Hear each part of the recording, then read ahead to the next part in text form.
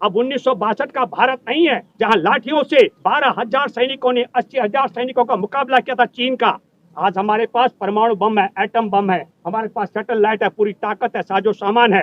चीन को हम बताना चाहते हैं चीन अपनी औकात में रहे। आज भी कोई आवाज दे दे, हम अपने शरीर का किडनी भी दान कर देंगे। अगर मेरे शरीर के किसी भी अंग के दान से हमारे वीरों को अगर बचाया जा सकता है, उन्हें जीवन दिया जा सकता है, तो हम लोग इसके लिए तैयार। और ये आवाज लेंगे होली, अगर वतन मुश्किल में है, सरफरोशी की तमन्ना हमारे दिल में है। देश की सच्चाई सच छुपने नहीं देंगे। नमस्कार, आदाब दोस्तों, देश की सच्चाई में आपका स्वागत है। मैं हूं एसएम नवाज। आज से ठीक 13 दिन पहले भारत चीन सीमा विवाद में हमारे 20 से अधिक सैनिक शहीद हो गए थे। आपको मालूम ही है हिंदू रीति रिवाज में 13 दिन का कितना महत्वपूर्ण स्थान है। इसी को लेकर आज इंडिया गेट के वॉर मेमोरियल के सामने कुछ महत्वपूर्ण सामाजिक कार्यकर्ताओं ने मोमबत्ती जलाकर सैनिकों को श्रद्धांजलि अर्पित की है। आइए देखते हैं इस अवसर पर समाज सेवियों ने क्या कहा। देखिए हमारे संवाददाता की रिपोर्ट। मैं हाफिज गुलाम सरवर आप लोगों के बीच सदैव रहता हूँ, रहूँगा। आज आप सबों को पता है कि जो एक दुर्भाग्यपूर्ण घटना घटी हमारे देश के नौजवानों के साथ, और सरहद की सुरक्षा करते हुए, भारत माँ की रक्षा करते हुए भारत माँ के वीर सपूतों ने जो अपनी शहादत दी है, आज उनको 13 दिन हो चुके हैं। इस अवसर पर हमारे प्रिय साथी भूपेंद्र रावत जी ने, नेहा जी ने, श्रीवास्तव जी ने, हमारे फिलिप क्रिस्टी साहब और हमारे हरविंदर सिंह जी और बहुत सारे साथी थे। चूँकि आप जान रहे हैं एक संकट से हमारा देश जूझ रहा है, तो साथी भी हमारे अलग अलग सेक्शन में काम करने वाले हैं, तो वो सामाजिक कार्यों में कहीं ना कहीं उलझे हैं, आने वाले थे। सबसे पहले तो मैं बधाई दूंगा अपने पुलिस के पदाधिकारियों को, जिन्होंने हम लोगों को कम से कम ये अवसर प्रदान किया कि हम अपने वीरों को नमन करने के लिए एक ऐसे ऐतिहासिक जगह पर आज खड़े हुए हैं, जहां से आप सामने देख रहे हैं ये इंडिया गेट है, और उन शहीदों के याद में एक बहुत बड़ा वार मेमोरियल भी है यहाँ बना हुआ। आज हम लोगों को भी लगा कि इस जगह पर आकर हम अपने वीर सपूतों को कम से कम एक सच्ची श्रद्धांजलि दें, एक संदेश दें। देशवासी जो 135 करोड़ जनता है वो हमारे एक एक नौजवानों के साथ है।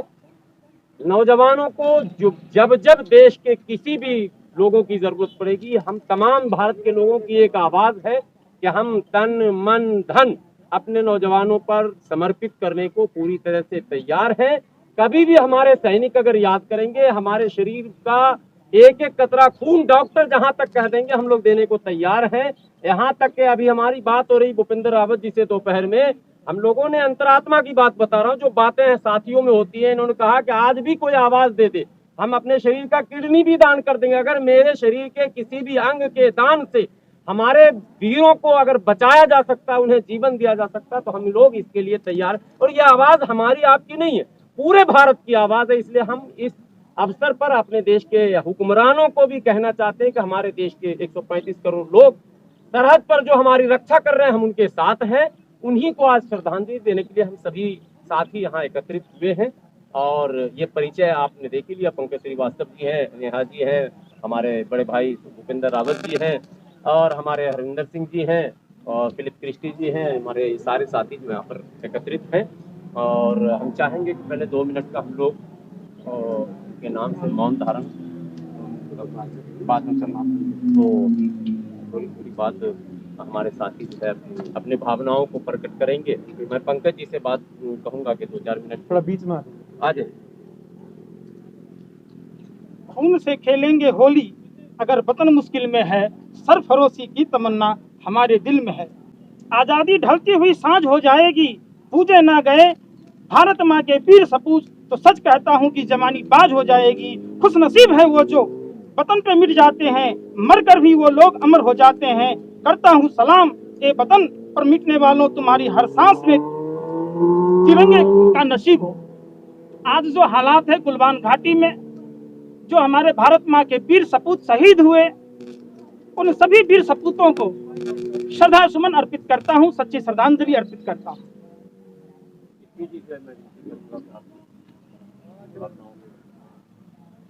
मेरा नाम दिलीप मिस्त्री है और आज इस गमगीन माहौल में जो आज हमारे देश में घटा है, घटना घटी है गलवान घाटी के अंदर, जहाँ हमारे 20 जवान शहीद हुए हैं, हम यहाँ पर अपनी एक सॉलिडेरिटी दिखाने के लिए, उनको एक श्रद्धांजलि अर्पित करने के लिए, हिंदू हो चाहे मुस्लिम हो चाहे सिख हो चाहे ईसाई हो चाहे महिला हो, हम सब उनको आज श्रद्धांजलि अर्पित करने आए हैं।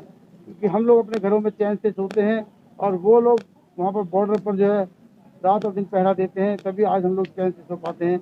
और हमारे पास उनके लिए शब्द नहीं है कहने के लिए, इतना दुख हमारे मन में है, मगर हम उनके लिए इतना कर सकते हैं कि आज इस देश के जो 135 करोड़ जो देशवासी हैं उनके लिए प्रार्थना कर सकते हैं, उनके लिए हम श्रद्धांजलि अर्पित कर सकते हैं। क्योंकि वही लोग हैं हमारे देश के जो इस देश की आन बान और शान को आज तक जीवित रखे हुए हैं।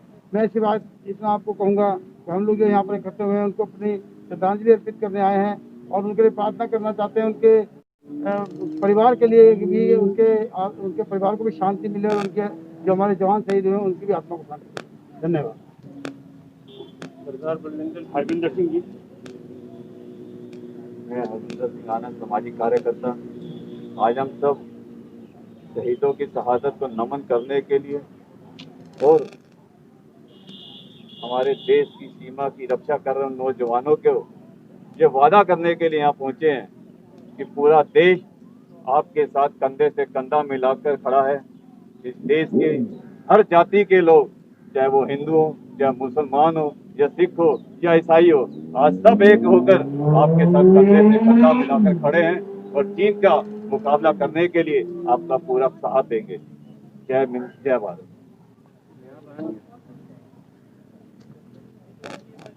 मैं नेहा भारती और आज यहाँ पे इकट्ठा हुए हैं हम सब। हमारे शहीदों की आज 13 दिन हो गया है उनकी शहादत को, उसी को याद करने के लिए। बट आपको मुझे लगता है कि शायद मेरा पॉइंट ऑफ व्यू कुछ अलग लगे, कि मुझे ऐसा लगता है भला ही आज हम यहाँ पर कैंडल्स जला रहे हैं तो हम इतना ही कर सकते हैं, उसके अलावा हम कुछ नहीं कर सकते। वो जो घटिया सरकार है हमारी, उसको भी शायद कुछ अपने दिमाग में ठूसना चाहिए इस टाइम कि जो हमारे शहीद हुए हैं पहले तो उनको शहादत का नाम देना सीखे, शहीद का नाम देना सीखे, कि हमारे जवान जो मरे नहीं हैं वो शहीद हुए हैं। हमारे प्रधानमंत्री जी ने, हमारे अमित शाह ने आज 13 दिन हो गए हैं, उस इंसान ने आज ये कहा जिसका मुझे बहुत ज़्यादा दुख है।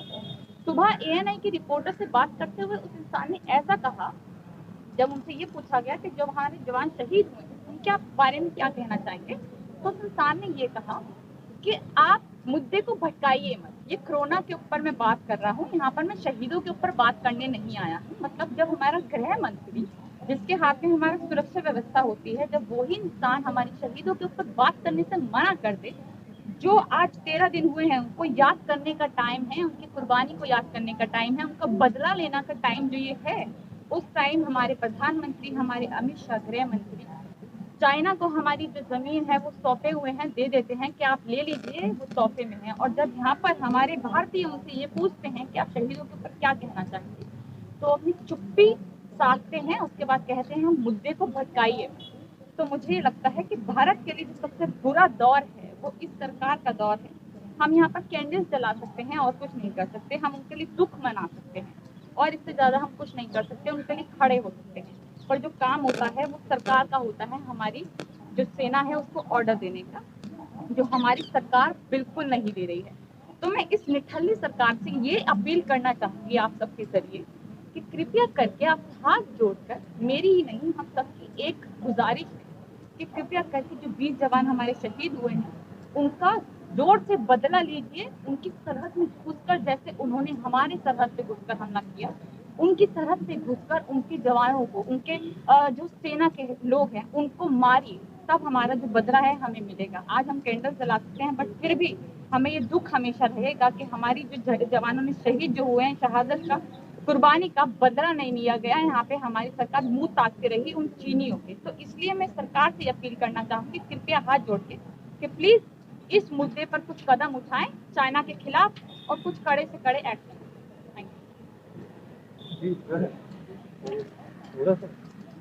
लास्ट बड़े भाई बस भाई, हम सब लोग आज जैसे यहाँ पर प्राथमिक तौर पर सब जानते हैं कि दिल्ली और देश कोरोना काल में है। हम लोग सांकेतिक तौर पर आए, हिंदू मुसलमान सिख ईसाई महिला, हम अपने शहीदों की शहादत को नमन करने के लिए, शहीदों के जो परिवार हैं उनके दुख में शरीक होने के लिए, और जो सीमा पर रक्षा कर रहे हैं दिन रात, इनकी वजह से हम चैन की सांस ले रहे हैं, उन सैनिकों को ये संदेश देने के लिए कि पूरा भारत आपके साथ है।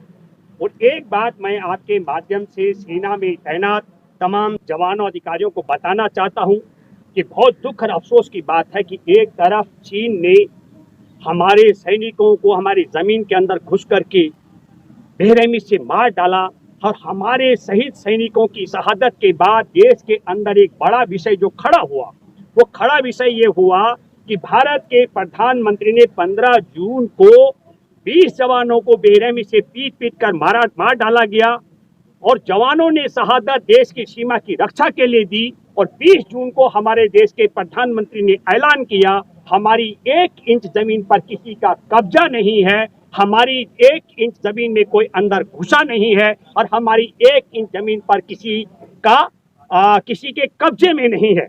इस बड़े ऐलान के बाद हमारी 1962 में जो बड़ी जमीन हम हार चुके थे युद्ध में, उस पर भारत की दावेदारी खत्म हो गई। इस सवाल को हमने उठाया, 2 बड़े मुद्दे, एक निहत्थे जवानों को क्यों पीट कर मार डाला गया, हम सबने सवाल उठाया, तो उसके लिए मैं बधाई देता हूं, सरकार बैक फुट पर आई है और सरकार ने कहा नहीं, अब हमारे जवान जो है बंदूक का मुंह खोल सकते हैं। लेकिन दूसरी जो बड़ी अहम बात आई वो ये है कि हमारे भारत की जो जमीन 62 से लेकर 5 मई को भी कब्जाई है, चीन ने उस जमीन को भारत की न बता करके एक तो देश के शहीदों की शहादत का अपमान किया जा रहा है, और दूसरी सबसे महत्वपूर्ण बात, अब एक नया विषय खड़ा हो गया।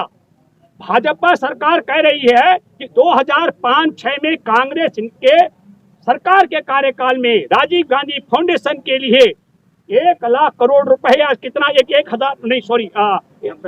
90 लाख रुपए चीन से लिया गया था। तो चीन से 2005-6 में मनमोहन सिंह के समय जो पैसा लिया, तो क्या मोदी सरकार ने तोहफे में हमारे भारत को, जो भारत का हिस्सा है, वो चीन को सौंप दिया? ये बात भी खुलासा होना चाहिए। मैं सिर्फ ये बात इसलिए कहना चाह रहा हूँ, जो सीमा पर तैनात जवान और जिन्होंने शहादत दी है उनको हम आह्वान करना चाहते हैं, उनके परिवारों को भी हम कहना चाहते हैं, जमीन जो चीन ने कब्जाई हुई है, अब 1962 का भारत नहीं है जहां लाठियों से 12,000 सैनिकों ने 80,000 सैनिकों का मुकाबला किया था चीन का। आज हमारे पास परमाणु बम है, एटम बम है, हमारे पास सैटेलाइट है, पूरी ताकत है, साजो सामान है।